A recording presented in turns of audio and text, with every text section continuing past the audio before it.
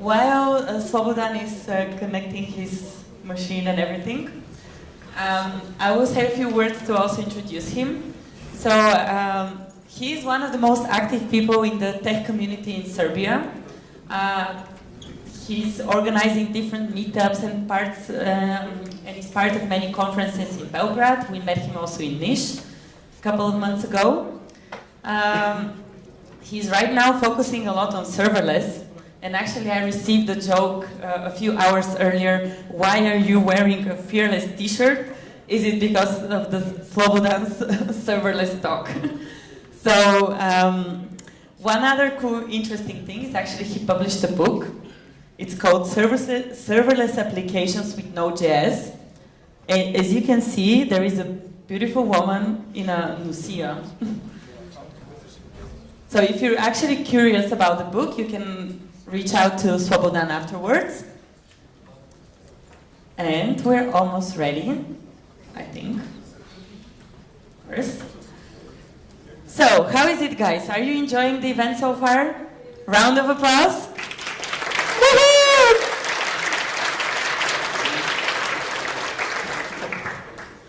Ready? All right. One more time. Round of applause for Slobodan.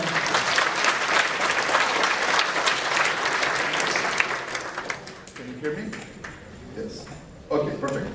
So, I'm here today to speak about the things that are not really React, and you're probably not here to hear this, but let's try. Oops.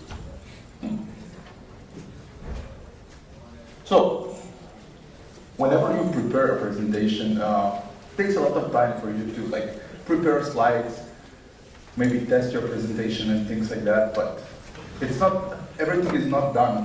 When you're on the stage, bad things can happen. Maybe cable is not working or something like that. And it's the same with web development. When you start learning web development, it's not easy at all. You need to learn what's HTML. Then you need to learn CSS and how to float divs and things like that, and it's really complex. Then after that, you start learning JavaScript, and that's kind of a magic. You try to add 0.1 to 0.2, and you see that it's not really working the way you expect it to work. And finally, in the end, you create your awesome application, and you're really happy about that, so you want to show it to your friends. And you go around with your laptop or your phone, show your application, and everyone is happy for you. But then you have one friend somewhere in the other part of the world, maybe in Canada or something like that, and you want to send your application to your friend. And it's not that easy. You're not able just to mail it or something like that. Maybe you can, but your friend is probably not a technical person. So you quickly Google around, and you realize that there's a thing called server that you need. So you need to put your application there. So okay, what can you do? You can probably go and buy that server and just put that application there. So you go somewhere, buy some cloud server or whatever, and then you just put your application there, right? Not really. You know a lot of things at that moment. You know how to create an application, maybe with React or something like that, but you still need to set up your server, to set up something called Nginx or who knows what, then to install a bunch of different things, and it's really, really complex. And you just want to show your application to your friend. You don't want to become a backend developer or anything like that. So there should be an easier way to do that. And basically, static website hosting should be really, really simple, right? You should focus on your application, and then with a click of a button or one command, everything should be available for your friend to see. And let's say you should have fast one command deployment or one button deployment. It should be cheap, right? Because you're not building a huge application. Actually, it should be free, or if you just want to show it to your friend. And of course, maybe your application become really popular for some reason, and it should just scale and be cached so it doesn't crash when people start using it. And of course, that feature list sounds familiar. Who knows about Netlify? Few. Nice. GitHub Pages, I guess a lot of you use that. AWS S3 and things like that. And that feature list also sounds like another thing. thing that we'll talk about today, a thing called serverless. And serverless is a backend thing, but I think it's a backend thing that gives superpowers to front-end developers, and I'll try to explain why. But before we continue, let me introduce this guy. So I'm Slobodan Stojanovic. I work as CTO in Cloud Horizon, and we have a product called Vacation Tracker. It's serverless. I also wrote that book with my friend Alexander Simovic, and I think right now he's doing a presentation about serverless on another conference here in Sofia. I'm also AWS Serverless Hero. We unfortunately don't have capes, and it's like AWS program for people talking about serverless and being annoying about it. And you can follow me on Twitter. I'm often tweeting about serverless, writing some serverless-related things like that. And let's go to more important things, and that's serverless. So, this is an important question. So, what's serverless? Does it have less servers, or maybe no servers? Or who knows, maybe there are even more servers. Some people will tell you that. Well, I would say that no one really cares about servers anymore, except AWS, Microsoft, and other service providers, I hope so. So, to understand serverless, let's go just a step back and try to understand what do you really need to make your application functional and available for everyone. First, you need to have some kind of a server or whatever. Then, that's not enough. You need to have some kind of operating system on that server. Then you need to have a layer of libraries and frameworks. And then you can focus on your business logic, because then you have a place where to deploy that logic. When you finish your application, you need to deploy it to that server. But your job is not over, because you need to make sure that your application works. Maybe if something crashed or something like that, you need to restart it, so you need some kind of monitoring. And of course, when people start using your application, you need to, from time to time, your operating system and libraries and frameworks will update, so you need to maintain your server, but you also need to maintain your application to fix bugs and to add new features. So, what's really important for your users or customers or whoever you're building your application for? I would say that most of them really don't care about most of these things. They care about business logic, not because of your beautiful code or anything like that, but because they want to use your application. They care about your monitoring, not because, again, they don't want to hear about your tools and things like that. They just want your application to work, so they care about your application working all the time. And also they care about like new features and fixes. So those three things only. But you still need to do all those things. And of course there's a cloud thing. And with cloud, some of these things are like easier now. With cloud, you don't need to like buy and set up servers and things like that. You get operating system out of the box. So cloud fix some of these problems. And I would say that serverless is basically the next step of the cloud. And it tries to fix a few other problems. For example, you don't need to set up your server anymore, because with serverless, that thing what you get, like code execution, Lambda function or something like that, will already have these things. Also, you don't need to update software and operating system and things like that. AWS or Microsoft or Google will do that for you. And it's kind of easier to deploy things to your server, and some things are easier to monitor because everything related to a server will be managed automatically by your provider. So you don't need to restart your database or things like that. So let's see again. This is important for your users. They want your business logic because they want to use your application. They want your application to be available. They want new features and bug fixes. And this is what serverless can give you. So you still need to focus on these important things, and you kind of still need to do some things related to deployment, but it's easier and easier.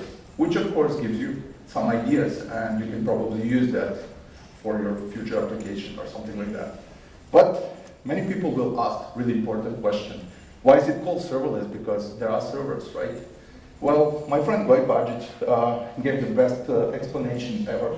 So AWS Lambda is serverless the same way Wi-Fi is wireless, because we're using our phones here, but I really don't need to drag a wire and connect to my phone to be able to send an email or go to Twitter or something like that. But there's still cables all around. And my request, my email will go through these cables, but these cables are not my cables. So if something breaks, someone else will fix that, probably Rato or who knows, but it's not me. So for me, it's wireless. I don't care about other things. It's the same with serverless. So let's see some benefits of serverless and why would we use that. First, we get managed infrastructure, and you can focus on your business logic. What does that mean? So you have Lambda function, for example, on AWS. It's basically you write your code, you put that code in that Lambda function, and if no one is using that, it's just there for you. But if one user starts using that, your function will execute and do something. If 10 users come a second later, it will spin up 10 different functions and answer your requests and things like that. So it's just auto-scaling and everything is managed for you. Again, auto-scaling, it can scale up to 1,000 parallel executions out of the box, and then you can ask for more. And if something fails, provider will spin up another function for you and make sure that it executed. Everything is isolated, so if I'm requesting something and someone else is requesting something, you're not able to see my data and I'm not able to see your data because provider will give us isolated functions like a small containers or something like that. And it's really easy to start with, it's beginner friendly, and I'll try to show you that a bit later. But the most important feature of serverless is its pricing model. And let me just quickly tell you about it. So the great thing with serverless is that you're not paying for reserve capacity, so you don't need to buy something up front. You're just paying for used capacity. So if no one is using your application, it will be free, and it's pay per execution model. So I've told you all these things. So basically, if you just put your application there, it will cost you $0. If many people are using your application, you'll pay per each request. And it's really, really cheap. It's like on AWS, million requests are 20 cents. And you get 1 million requests each month for free. And there's these free tiers. So yeah, you can basically use that serverless thing to send your application to your friend Ben. This will probably cost you $0 because unless Ben like million times refresh your application or something like that, then it will cost you 20 cents, which is still okay. So, pricing model is cool, but it doesn't really give superpowers, at least not to front-end developers, maybe to accountants or who knows, someone else or business people. So we're here to see some superpowers, and to be able to understand superpowers, we need to understand what's the front-end developer kryptonite. And I would say it's like meet the full-stack developer. A lot of us are like full-stack developers, but most of us are much better on front-end or back-end. So I'm not that good in CSS, for example, and things like that. So I can call myself full-stack developer, but I'm not really the best developer on all parts of the stack, for sure. So serverless kind of can help you to become better full-stack developer. And I just want to tell you a few stories and show you how people are using serverless, because you shouldn't just believe me. You can say how people are using it. So let me tell you a story about two companies. First one is CodePen. Who knows about CodePen? A lot of you. So then you know how CodePen works. So basically, someone do some awesome experiment with some animation and things like that. That person is using TypeScript, Sass, and PostCSS, and who knows what. And of course, my browser don't know how to read these things. But on CodePen, everything goes to some server, and then there's black magic in the background, and then they return JavaScript, CSS, and HTML to my browser, so my Chrome or Safari can just show me amazing experiment that someone built, and I'm happy. And sad at the same time, because I'm not able to build the same thing. So, how many developers, DevOps team members, do you think they need to be able to serve 250 million preprocessor API requests per month? Any ideas? 2? Yeah, it's 0. Yeah, almost 2. Just cheaper. So, Okay, so CodePen is basically a team of mostly front-end developers. They're a small team. They have like 10 people or so.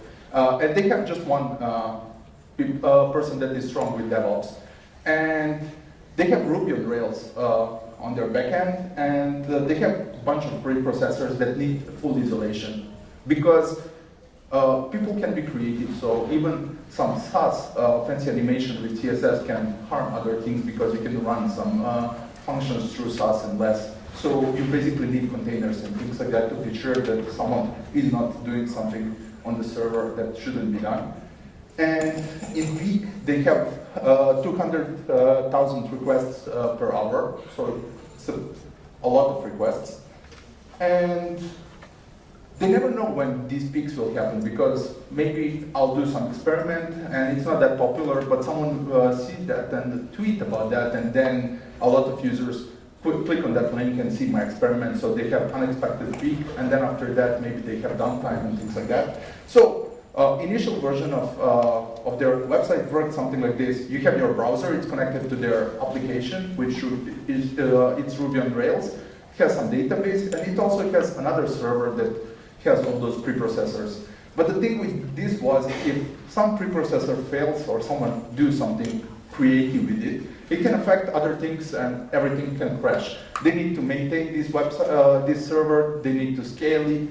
They can use containers, of course, but it's like expensive. It's not just expensive that you need to pay a lot of money for it, but they need to dedicate some people to serve that. So they have lack of resources, and their DevOps person recommended serverless. In the beginning, they didn't like that approach, but their front-end developer wrote a Sass converter just as a test, and everything worked perfectly. And their front-end team basically migrated all preprocessors to serverless, to AWS Lambda and API Gateway on AWS. So everything works like this now. You still have Ruby on Rails application with database, but now whenever there's like TypeScript and Sass here, it will go to some other API gateway request. This is automatically scaling. It will trigger some Lambda function, and that Lambda function will trigger 3 more Lambda functions. One, for example, for Sass, another for TypeScript or Babel or something like that, and third one for who knows what, bug maybe, or something like that. And then let's see the results. First, everything is fully isolated, and everything just scales for them, so they don't need to care about security anymore in this part of the application. They can have up to 5,000 parallel requests, maybe even more now, but when we talked to them, when we wrote our book, it was 5,000 parallel requests. So if all of us just visit one pen on their website right now, everything will just work for us, because they can spin up to 5,000 Lambda functions in parallel. They decrease infrastructure cost. So for 2,050 million requests, their monthly cost was $1,180, which is not a small amount, but it's still, remember that they don't have any DevOps people maintaining that, so it's still cheaper than paying another person. And they can decrease this to maybe $300 per month, but it probably doesn't make much sense. They're now trying to offload some of those things to a front end, because now they can do that on some browsers and things like that. And their DevOps person have more time to focus on Ruby on Rails part of the application. It still needs to be scalable and things like that. And of course, they have front-end developers with superpowers. Oops, sorry. So that's one successful story. I have many of them, but I'll just tell you another one, which is my application. So basically, at some point, we did in-company hackathon, and we had an idea to build a small application to track leaves and vacations for our team. Because we have offices in Montreal and Belgrade, and it's really hard to know when someone is off. So we basically started, we wrote the initial version of application, which was really basic thing. It's a Slack chatbot. And we basically dedicated one full-time developer to that application, and he had some small help from time to time. That developer was, and still is, mostly front-end developer. He can do some backend. He knows how to write Express.js and do some MongoDB and things like that, but he never did like backend production-ready application. And basically our product is like chatbot with some API and a single page application dashboard. And now it's more than that, but it was that. So to minimize initial cost and to speed up everything, we just decided to do serverless from the beginning. So the current state of our system is something like this. We have Slack and browser talking to our API, which is automatically scaling. Then we have a set of Lambda functions for billing, to handling API, to handling Slack, to handling Slack events, and many other things. Then we are talking to some databases. We have DynamoDB, which is automatically scalable, and MongoDB for some things.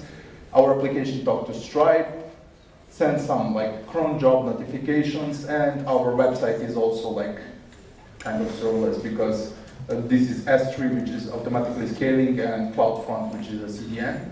And this picture is not really true because our system more looks like this. This is like maybe 50% of our system, and it looks scary, but it's not. It's just the default exporter from AWS. Most of the time we have one function with one role connected to some other service like notification and things like that, but this, yeah, you can kind of feel how big the system is now. So what are the results? We have a bit more than 200 teams now, actually. I should update this, but that are using our product every day. Our current infrastructure cost is, actually for last month it was 14 cents. So really expensive, right?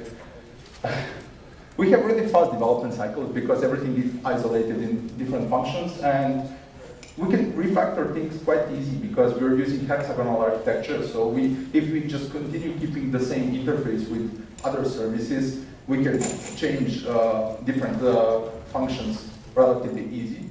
And we have reusable parts for our next products. For example, our payment system is just click and deploy, and we can have Stripe billing in any application that will send like all different mails and things like that. Our product looks something like this from Slack, so you can select when you're on vacation, when you want to be on vacation, send that request, and then your admin can approve that, things like that. And we have one other upside of this infrastructure. Does anyone know what's the cost of your latest bug? Probably not, right?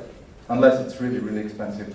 So this is not our latest bug, but one of the bug maybe 2 months ago, that happened maybe 2 months ago. We fixed that bug, and then after that I sit down to calculate the cost of our bug, and it was $2.37 per week. And it was actually free because we have free tier that got us covered, but should we even fix bugs that are like not affecting users but are costing like less than $20 a month? I would say no, unless of course it's affecting some other part of the system, giving like some I don't know, false data and things like that. So yeah, I think we have superpowers now. Okay, people are using serverless, and that's cool, but let me show you how you can start with serverless and what can you do with it as a front-end developer. How you can fail fast. So, first thing that front-end developers want to do is probably host their applications. So you have React application or static website and you want to host it. Well, what you can do is use AWS S3 and put your code there. It's basically a static file hosting. S3 means simple storage service. It's not simple, of course, but it can store a lot of things, and it scales, and it's really cheap. And then you can have AWS CloudFront. I'm mostly speaking about AWS because I know that the best, but you can do similar things on any other platform. They all have some similar services now. So basically you upload your code to S3, you set up CDN and maybe custom domain, and then people just continue using that and everything works, and this costs us $0 so far. Or you can simply use a thing called AWS Amplify. There's a link here. I'll tweet my slides later if you want to play with it. You click on this button, you connect your repository, you decide what are your build steps and things like that, and that's it. You have your application built. It's like 3 clicks, not 1, but it's really, really fast, and of course it's cheap. You get HTTPS, you get CDN and other things out of the box. Other thing that front-end developers are doing from time to time are Express.js applications. So let's say that you want to build an API. Basically, you can take your Express.js application, upload it to Lambda function, put some kind of API gateway in front of it, because Lambda functions are basically a black box. It's a black box that you're not able to trigger from the internet or things like that. You need some events to trigger it. One of the most popular events is the API. So you have different product, which is auto-scaling and cost per request again, and it's API gateway, and whenever you receive request, you can trigger your Lambda function. So the benefits of this are that this thing scales and Lambda functions are scaling, so you can have many different users that are accessing your application, and everyone will be served immediately. And AWS will be ready to just spin up new functions for more users. And there's a link for you if you want to read more about that kind of application.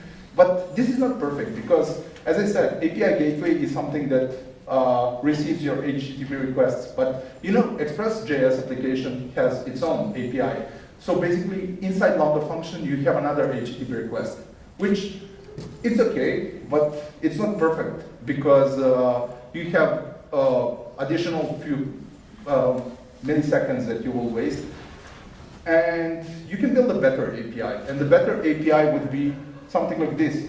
You write your code without Express, deploy it directly to Lambda functions, have API gateway to receive like HTTP requests, connect it to some database. You can connect it to any kind of database, but remember, these things are auto-scaling, so if everything is auto-scaling and your database is not auto-scaling, you can create some different issues, like crashing your database. Fortunately, there are serverless databases, such as DynamoDB, and even Aurora Serverless, which is kind of MySQL. You can use Claudia.js and Claudia API Builder, our framework, a small deployment library, actually, to do that. I'll try to show you how. And basically, everything looks the same, but it's not because it's faster. You don't have additional like HTTP requests inside AWS Lambda. And with serverless, faster means cheaper because you're paying for like executions of your functions, but also if your function, they're charging you per 100 milliseconds. So if you answer in 100 milliseconds, it will be twice cheaper than answering in 200 milliseconds. So serverless will push you to have better code and more performant code, which is great, in my opinion. You can use this approach to do server-side rendering and many other things, but you can also use Lambda at Edge or Cloudflare workers to trigger some functions directly in CDN. But APIs are boring, right? Who's using GraphQL here? Nice. So you can do GraphQL with serverless, of course. There's a thing called AWS AppSync, and I'll go quickly through things that it can do for you. It can create serverless GraphQL for you, but it also have everything pre-configured for you. It can spin up, it will create DynamoDB tables in the background for you to store the data and query the data. It can have Elasticsearch and Lambda functions for some third-party integrations if you want to access your API from here. And out of the box, you have real-time updates. So you have real-time GraphQL, which is really amazing. And you don't need to do anything. There's a React library that will just do that for you, connect to WebSockets and do everything. It also has offline synchronization for you, which is even more amazing because you can do offline apps easily. And you can do like authorizations and things like that with minimal backend code, which is amazing, in my opinion. And not just mine. This is a quote that I really love from Twitter, from Joe Emison. He said that in his last couple of startups, he's hiring only front-end developers because he's able to do DevOps, backend, mid-tier development, and also be CTO and still be fine. And he went even a step further and he said that he thinks that he's able to hire up to 100 front-end developers and still be CTO and do everything in the backend. I'm not able to do that, but he has special superpowers, but it can definitely just remove some parts of backend code and do that automatically for you. So he's not coding much more, things like that. He's just offloading things to services that does backend for him. So another thing that people often want to do is, for example, image resizer or something like that. Or maybe converter. Maybe you want to upload PNG and then convert that to some new like file formats and things like that. And basically, as I said, Lambda function can have different triggers. So you can do something like this. You upload your file to AWS S3, the same thing that we use to store our file, but that thing can trigger Lambda function. And then Lambda function can convert your image, for example, create a thumbnail, and then save it again to S3. Everything in the background, and you pay just for running this thing for, let's say, half a minute or maybe 300 milliseconds or whatever. And of course, you can use different things such as Claudia.js for that. But there's a thing called AWS Serverless Application Repository, which is kind of a GitHub, but for serverless applications, you get the code, but you also get the infrastructure. So you can search image resizer and simply reuse something that someone built. You click on this link, and then you have deploy button. You click on deploy button, and boom, you have that in your account with full infrastructure and everything. That's it. You just need to connect it with your S3 bucket, and that's it. It's really easy. But of course, I show you too many tools, and no one likes that many tools. So for front-end developers, we can just use one tool called AWS Amplify that does all these things for you. Amplify can do deployment with CDN, HTTPS, and things like that. It can literally add authorization with user database and things like that to your application. When you create React app with Create React app, you can have like a database of your users in less than 2 minutes with Amplify, which is amazing. GraphQL backend with AppSync, everything done through Amplify. Then media storage with S3, you can put images, videos, and things like that. You have nice client-side libraries for React, for Angular, and Vue, and many other things. So you don't need to build everything by yourself, and many, many more things. That gives us superpowers. So, do you want to see a short demo of serverless? Let's try. I'll show you how to create a simple, really simple API using Claudia.js. So let's try. Basically, what I want to do is to create. Let's just show you. This is an empty folder. There's nothing inside. Can you read this? Yes. Perfect. So what I want to do is to initiate the empty package.json file. It can be whatever, I don't really care about that. Another thing that I want to install is called Claudia API Builder. It's just a node module that should install really fast because it's so simple library that will give you like routing and things like that. And let's install one more thing just to make it a bit more interesting. I just need to save all these things as dependencies. So I have everything now.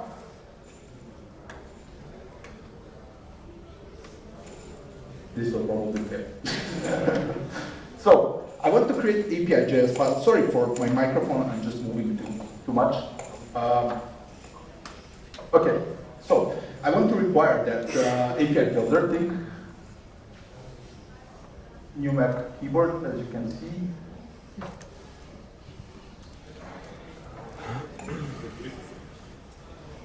Tell me if I have some typo or something like that, or you can just watch me fail. Not fun. Oops. I want to create an instance of this because it's basically an API. I don't need to do anything special here. And just to make it a bit more interesting, I can add this package that I installed. You'll see it will give me some random excuses. So in the end, I need to export my API, so nothing special. It's just the standard export thing. And now I just want to add one route for now. You can add more routes like this, but let's just add one route, which will be, which will be a simple get route for this. And what I want to do is to export this thing. This thing will just return the simple text excuse for me. Claudia Bot Builder knows how to pack that into response, JSON response, and let's see what will happen now. I just need to save this thing. I managed to win. So now I'll use a different tool called Claudia. I have set up AWS account here, so you don't need to watch me failing doing that. And what I can do is Claudia create. MPX is just because I don't want to install Claudia right now. I can tell it, Claudia, that my API module is,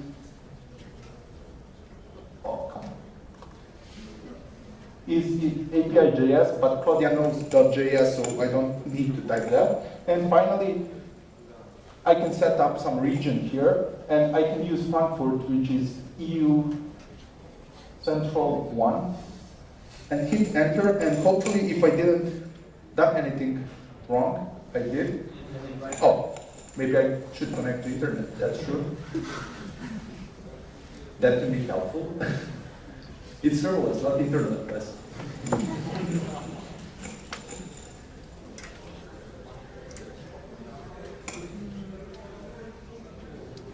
Let's try again. It will upload my code to Lambda function. It will set up some roles and permissions for me. It will create an API for me and do many different things in the background. And sorry. Can you still hear me? Yes. Let's wait a bit more. Okay, we have some URL here. Sorry for moving my microphone. Well, okay.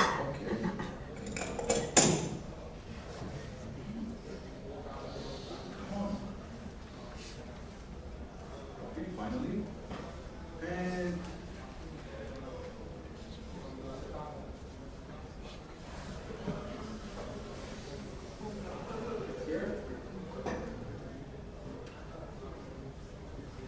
I'm just pasting the URL and adding slash to the end, and it works. That's it. If I refresh, it just works. That's a serverless result.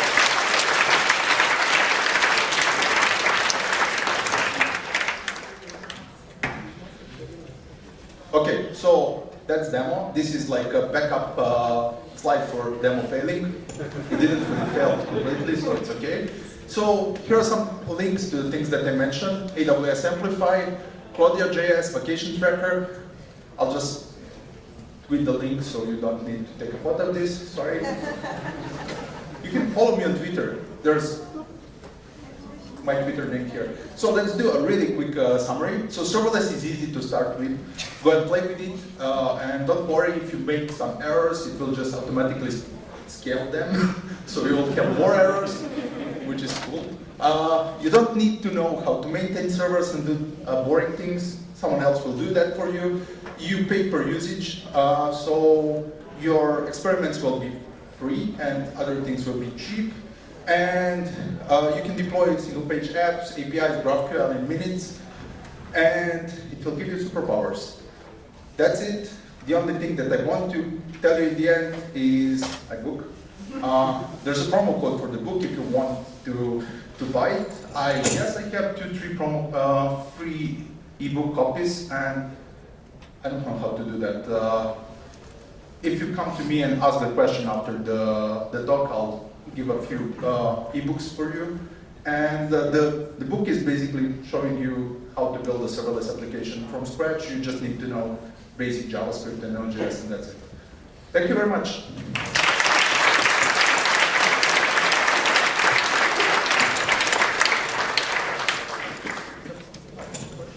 Slobodan, thank you so much. So guys, you know the drill. Again, we have the Q&A panel.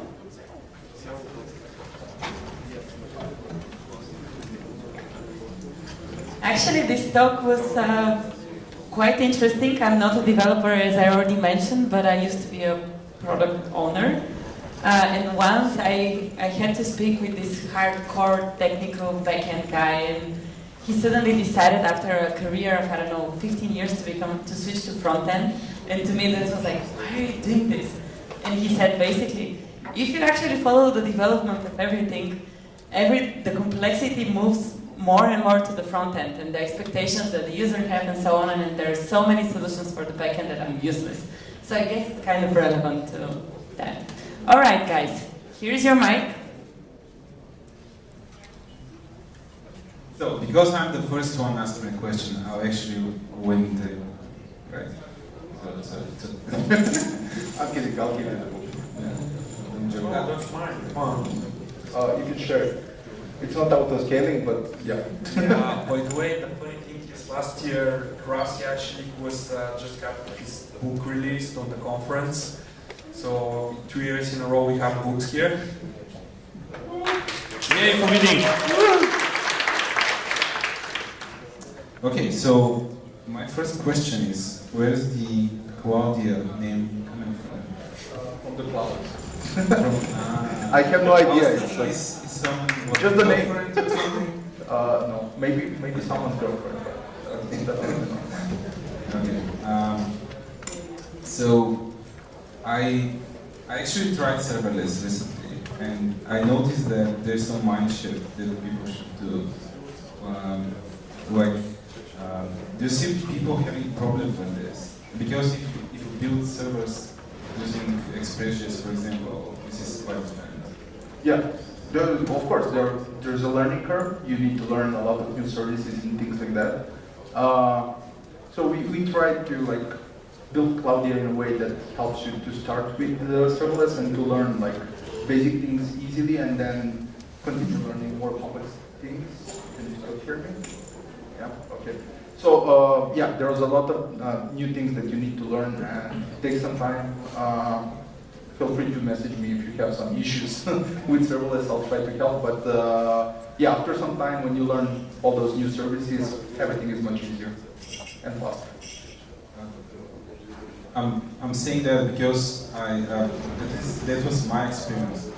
I spent a couple of, quite a lot of years writing PHP, where you have something like this, right? You have just some code, you throw it on the server, you don't care about the server, there's some attached probably with the PHP module. So I never thought about how to set up the server.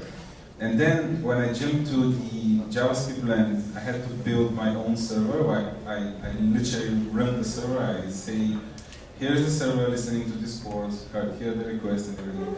And then now I'm coming back again to the same thing. So when I started writing functions, I was thinking, well, this is like it's awesome. I guess now you can use PHP on serverless. Yeah. But the thing is, yeah, I did the same thing at some point with PHP and everything, and at some point it happened to me that I was on my way somewhere, I think to Niche, to first consulting conference or something like that, and then someone hacked our server because the, I don't know, setup was really bad and things like that. The thing with Lambda function is that your code is stateless, so it's really hard to hack something that exists for 100 milliseconds, and yeah. So there's a lot of benefits of this over doing just PHP on the shared hosting or something like that. I'm also a recovering PHP developer. Yeah, You want to add? No. we can talk later. On the after party. Yeah. No. There will be a lot of working. Where wouldn't you suggest using serverless? What are the use cases where you would say, yeah, that's not a use case for serverless? So that's a great question. For us, it's basically serverless first approach. We try to see our new feature or something like that, and to analyze if you can use it with serverless. Then we do serverless. If we need a lot of time and hacks to make it work with AWS Lambda and things like that, we just fall back to containers or VPS and things like that. Then, I didn't talk about the limitations of serverless in my talk here because I had a long list of limitations two years ago, and they basically fixed all these things.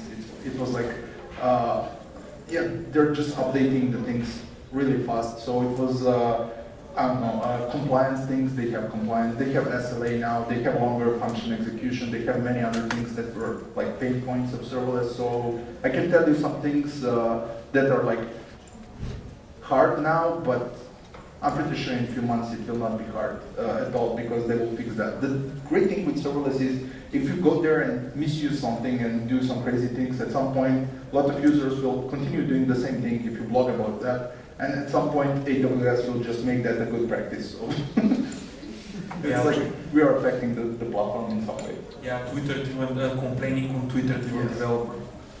It's Yeah. literally Twitter-driven Yeah, development. a lot of friends who actually started on like serverless are saying that the biggest problem they see is they have too many repos.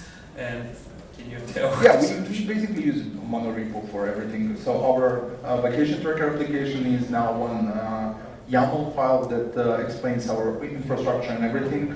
Don't really want to show you that right now. You saw that big diagram. It's generating automatically all those services. It's smart enough to realize which one should be updated on each deployment and things like that. It has rollbacks and things like that. So right now our application is basically one repository.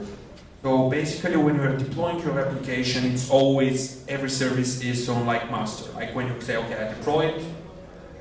Basically we have some main application and then sub-applications that are subsets in different YAML files with different functions. And you just push deploy and then CI will run tests and figure out which services are changed and deploy just them. That's it. You can get like blue-green deployments and things like that out of the box. You just need to write like pipelines in that YAML file and then you can release, let's say, 10% of your app for 10 minutes and things like that. So they're working on fixing these things for pain points. So the serverless provider that I used, they didn't have a tool for running my functions locally. So I did my own tool just so I'm able to actually execute my thing locally. So how is this with Amazon? They have some things now, but the thing is that it's easy to run functions locally. I can run my function as any other Node.js function because it's just a Node.js function, but it's really hard to simulate all those things that they spin up for you locally. They have simulations of some of the things, but what we do, we basically use hexagonal architecture to split our code in like smaller pieces that can be locally tested with in isolation of everything else, and we have unit and integration tests, and we basically use that to check our services locally.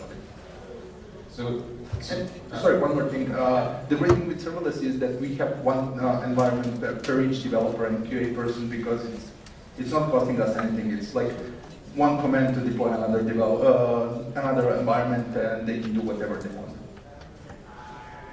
So I was trying to find something bad about serverless. But So this could be one of the things at least in my experience.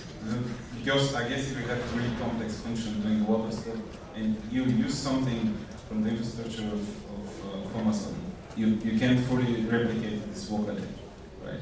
So yeah, what we do there is we run the function locally and connect to to cloud services. Most of the time you do that anyway. With for example, when you connect Stripe or something like that, you don't run Stripe locally and things like that. So yeah. Yeah, that will be really interesting to run. Okay. But it's not perfect. Serverless is definitely not perfect. It's still like evolving. Sometimes you'll see a lot of things that are not documented well and things like that. But community is growing and people are willing to help. So as anything else, it's just evolving. That's it. Okay. That's it. Any questions from the audience, by the way? The biggest fight is the vendor lock-in. Oh yeah, that's a good question. So I don't think. So I have a big article related to vendor lock-in. If you go to my Twitter, you'll see that article, and it has like catchy title. But basically, vendor lock-in is switching cost. If you want to switch from Node.js to like PHP, I don't know why, but let's say you want to do that, it's like even harder than switching from AWS to Microsoft. And for our application, the biggest vendor lock-in is using Slack, but that's the vendor lock-in that we choose to use. I never had any difficulties with AWS, and the main pain point for like that cloud vendor lock-in thing is that cloud vendor will increase the prices and things like that, and they basically never increased the prices in the last 10 years. They lowered the prices like 15 times so far, and they can do that once, and that's it. They would be finished. So I wouldn't, you still need good architecture, but with hexagonal architecture and things like that, I think we can migrate our application to other cloud vendor in less than 2 months, and our infrastructure costs 14 cents, so I'm willing to risk that.